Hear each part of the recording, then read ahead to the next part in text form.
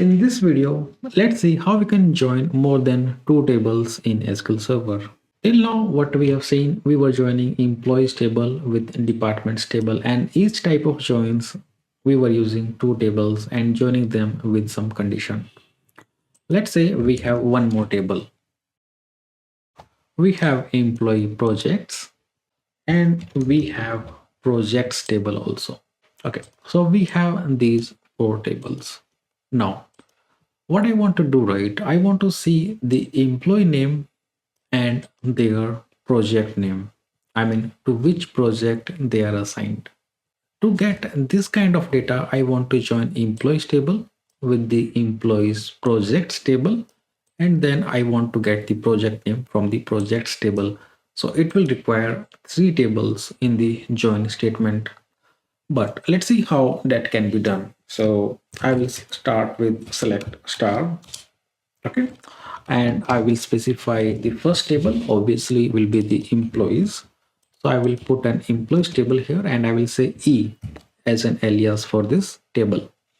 I will do an inner join here and I will join it with the employee projects and I will call it EP as my alias, and I will specify one condition here on which condition I'm joining this. E dot employee ID is equal to ep dot employee ID, right? But this will not give me project name because project name is present in projects table. If you notice, we have the project name here. Then we need to join this table also. Inner join projects. I will call it P. And what should be the condition here? The condition should be ep dot project ID is equal to p dot project name, right? So we are joining three tables this time. We are joining employees table with employees projects, and we are joining projects table with the employee projects table, right? With this particular condition. Actually, this is the wrong condition.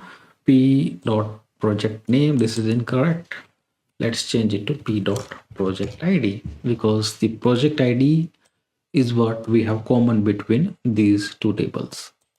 Once that is done, after that it is very simple. I can just select e dot employee name and p dot project name. So this will give me the employee name and their project name. Let's execute this. You see, so this particular employee Amit is assigned with website redesign, and he is also assigned with mobile app.